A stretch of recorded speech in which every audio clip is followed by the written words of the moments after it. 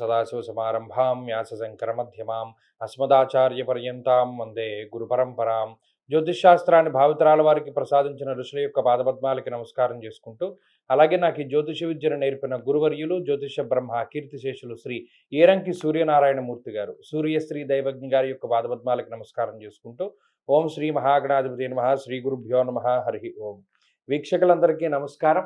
మిథున రాశి వారికి గ్రహగతులు చాలా మిశ్రమమైనటువంటి ఫలితాలను ఇస్తూ ఉన్నాయి. ప్రత్యేకించి వక్రించినటువంటి బుధుడు జన్మరాశి యందు సంచరిస్తూ ఉండడము, అలాగే ఈ రాశి వారికి జన్మరాశి యందే రవిగ్రహము 12వ స్థానమందు కుజుని యొక్క సంచారం ఉంటూ ఉండడము, అలాగే దశమమందు శనేశ్వరుడు, భాగ్యస్థానమందు రాహువు ఇత్యాది గ్రహములన్నీ కూడా సహవాస దోషాన్ని ఎక్కువగా సూచిస్తూ ఉన్నాయి.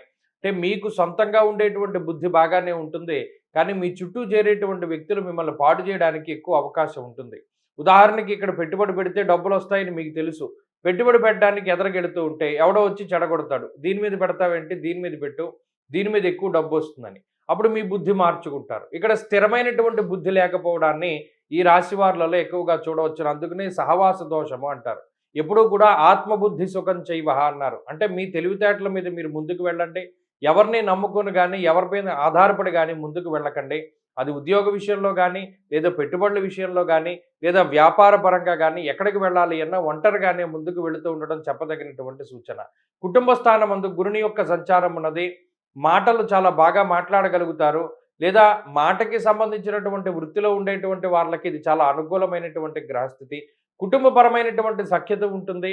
కుటుంబ సభ్యుల యొక్క సపోర్ట్ ఉంటుంది. మరీ ముఖ్యంగా సంతానానికి సంబంధించినటువంటి విషయాలు కొంత ఆనందదాయకంగా ఈ రాశి వారులలో కనబడుతూ ఉన్నాయి.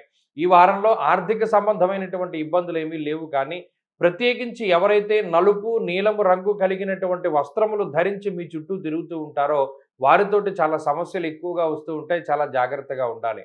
అలాగే రాత్రి పూట పరిచయం అయ్యేటువంటి వ్యక్తులందరూ కూడా మీకు ఇబ్బందికరమైనటువంటి మాటలు మాట్లాడుతూ ఉంటారు. మీకు ప్రతికూలంగా మాట్లాడుతూ ఉంటారు భవిష్యత్తులో. కాబట్టి రాత్రి వేళల్లో పరిచయాలైనటువంటి వాళ్ళతోటి జాగ్రత్తగా ఉండండి. ఈ రాశివారు ఈ వారంలో మరింత అనుకూలమైనటువంటి ఫలితాలను సాధించడానికై భవానీ అష్టకాన్ని ప్రతిరోజు పారాయణ చేస్తూ ఉండడం చెప్పదగినటువంటి సూచన.